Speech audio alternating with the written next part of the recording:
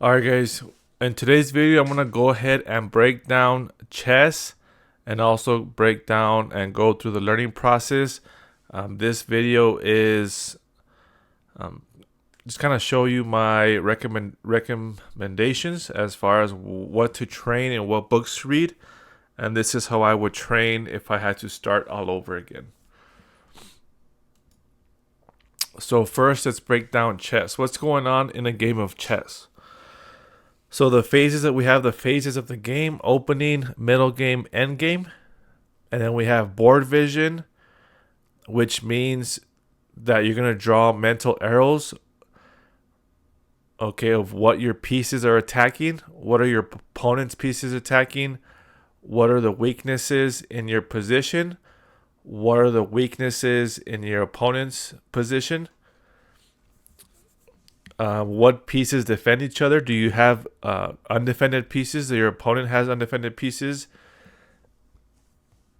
Does your opponent have hanging pieces? So that would be board vision, right? So it can kind of be board vision and visualization, but visualization is more of visualizing moves, right? Once you see the position, you draw mental arrows. Now you visualize your moves. Okay, if I move here, what is my opponent going to do? What is his best reply? So that would be visualization. Now the core skill of chess, visualization. You need visualization in order to calculate. And once you calculate, now you can start recognizing patterns, right? You start chunking the patterns, and once you have different patterns and you find them in the game, then you no longer have to calculate, right? It's just automatic because you know the pattern. And that's when you start doing tactics. Okay. So again, calculation is now you start saying, okay, if I take, he takes, how many attackers do I have? How many defenders does my opponent have? I take, he takes, I take, he takes. And who ends up better? Do I win a piece? Do I win a pawn? After I take and my opponent recaptures, what is the move that I have? So that's calculation. And then we have pattern recognition, right? Once we have, once you start recognizing some of these patterns, again, an example would be, smothered mate pattern, right? So now these chunks of different forms of calculations are now put into little groups and given names. And then we have tactics, pins, skewers, forks, different tricks to win material on short term. And then strategy would be long term. So tactics short term, strategy long term. Strategy would be open files for your rooks, half open files, playing with a space advantage, right? Recognizing your opponent's weak squares. So this would be strategy, right? Pawn structure can also be part of strategy. How are your pawns doing? Can you improve your pawn structure? Can you use your pawns to create more space? Then you also have time in chess, tempo, right? When you're moving, it's your turn, his turn, and then what are you doing in your moves? If your opponent is developing and you're not, you're playing pawn moves, then your opponent eventually has all the pieces into the game. And if your opponent starts an attack, it's going to be too late to defend because you wasted time by playing pawn moves instead of getting your pieces into the game. So this would be the concept of time. Again, checking to see, are you equal, right? If your opponent develops, I'm going to develop, right? So keeping track of that. Then you have your thought process, checks, captures, threats. This would be after you've castled and you go into the middle game. Now you need to come up with a plan, right? So it's also part of something else you think about in chess is what plan do you come up with, which could be a strategy. You need to also check your opponent's capture threats. Checks, capture threats. Do I have any here? Does my opponent have any here? And then which one are you going to prioritize? So again, your mind is juggling all of this. Again, your mind is processing all of this. And that's why, again, you get tunnel vision and you blunder pieces. Because your mind is thinking of all this. It forgets, oh, my pieces by itself is undefended. Or you focus on, you're thinking about a plan. you focus on one side of the board, and then you didn't see that on the other side of the board something else is going on, and you lose a piece. Again, that is why longer games are recommended in order for you to process all of this and have a better quality game. Again, 30 minutes on each side or more, 45 minutes, 60 minutes on each side are all recommended in order for you to improve.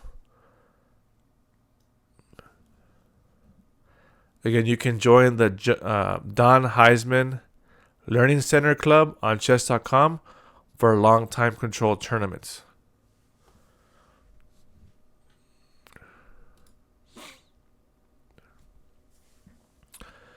So for the learning process, again, this is for an absolute beginner, somebody who is new to the game of chess. We need to simplify the game. Could be, again, this is for and take away the strategy and decision making from the game.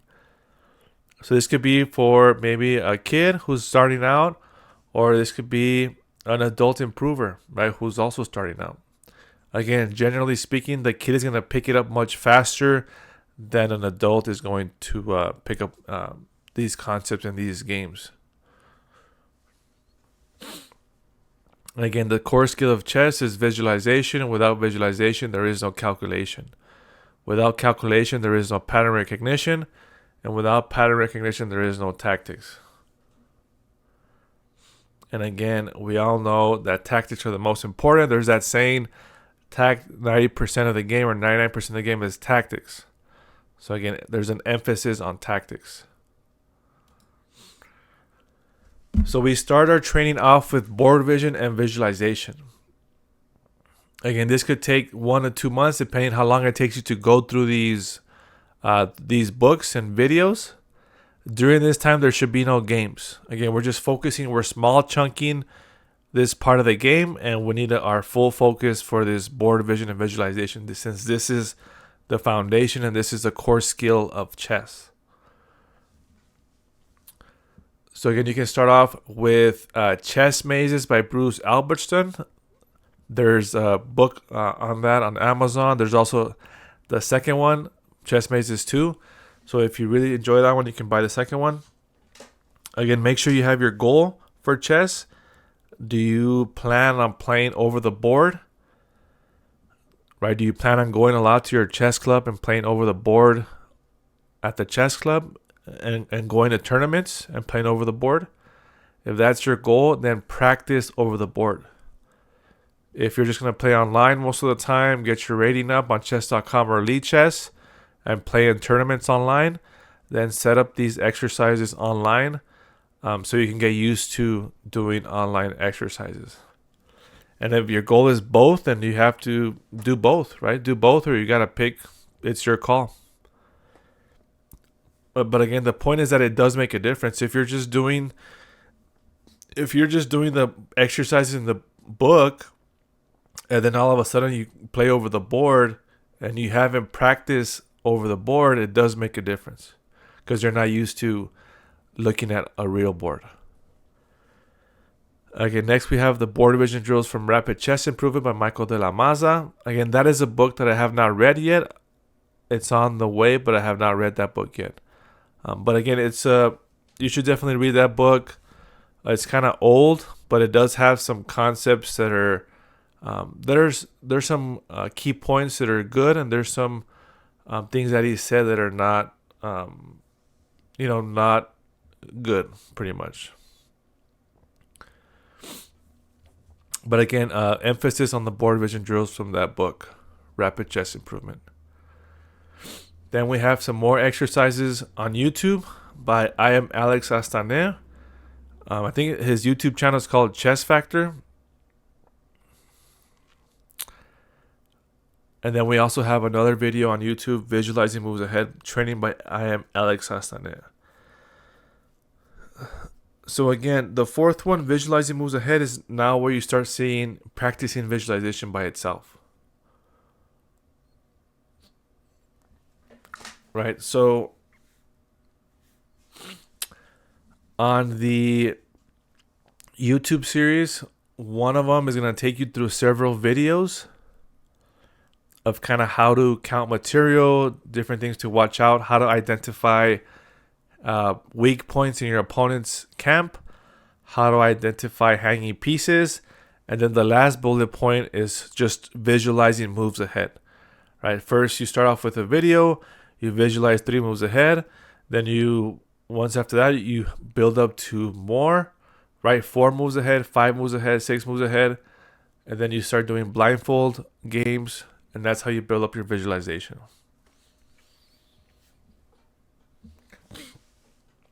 Again, you can do this on your own by going through some of your games and then just recording an audio of the game.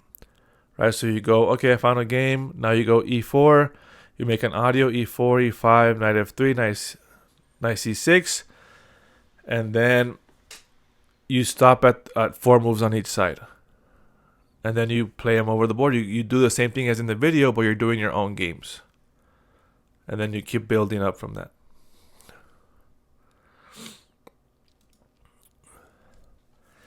Again, after this, you should move on to opening principles. You still should be not playing any games. And again, opening principles is important because it's going to get you to the middle game, right? What's the point of learning tactics or, strategy if you're not going to make it past the opening, if you're already losing by the opening? So you can go through a book called Logical Chess Move by Move. It's pretty kind of simple book that explains every move, especially the opening phases of the game. So you can read that. You can also do the Chessable course, A Beginner's Guide to Time in Chess by Jesse Cried. I have done this one. This one is about an hour long on Chessable, and I think it's like $20-$25 with the video. And since it's a new course right now at this time, it does have like a special price, so it might be more expensive in the future.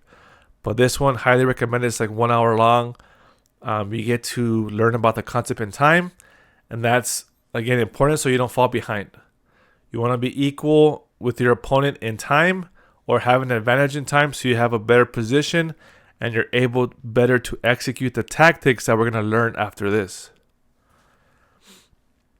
And then next up we have another video series, Opening Principles by Alex Astané. So that's the Chess Factor YouTube channel.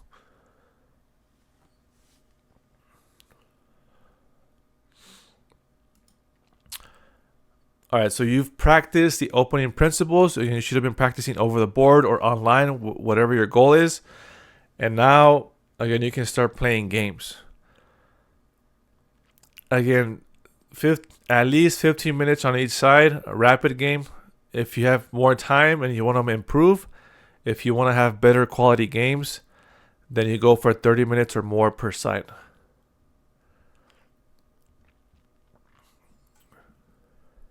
And again, now when you start playing games, you're going to practice the opening principles and the visualization exercises. Right? So that was all preparation for your games.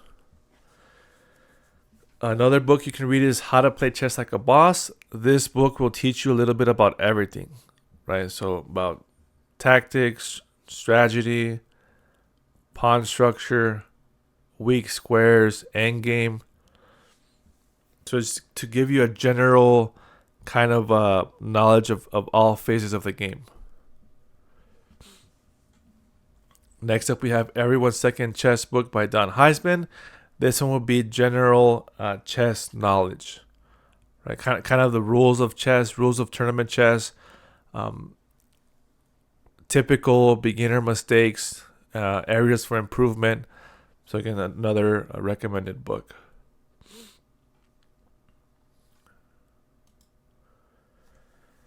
Next up, we're going to tactics. And again, these are for beginners, beginner tactic books. Winning Chess Tactics by Yasser Seirawan. Everyone's First Chess Workbook by Peter Giannatos. Learn Chess the Right Way series by Susan Polgar. This is a 5-book series. And then How to Beat Your Dad at Chess by Murray Chandler.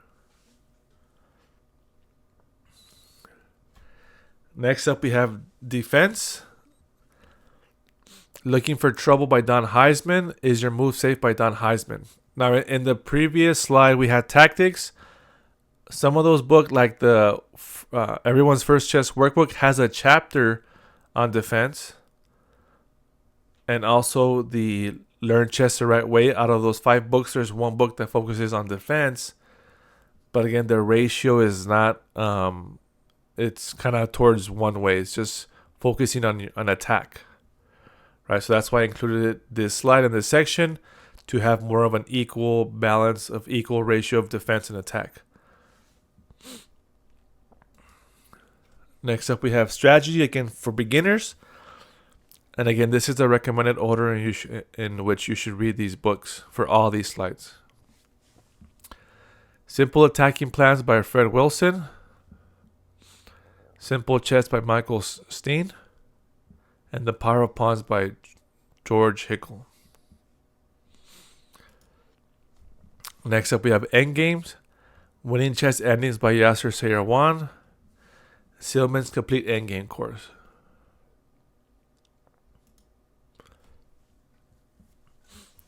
Then we have Annotated Game Collections. Chess, The Art of Logical Thinking by Neil MacDonald. The Most Instructive Games of Chess Ever Played by Irving Chernev. Now again, the first book that I recommended in one of my first slides, Logical Chess Move by Move, that can also count as an annotated game collection. Now, but that one is more basic, kind of more aimed for more kind of beginners.